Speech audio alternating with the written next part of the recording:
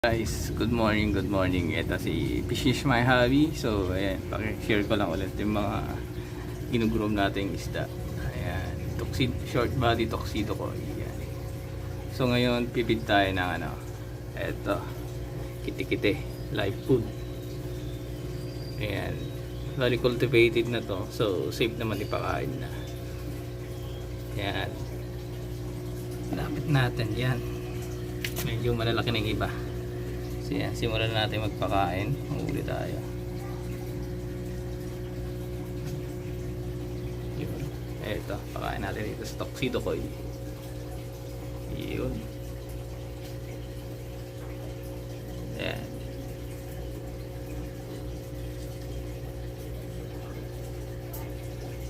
Bigyan pa natin. Yan. So yan.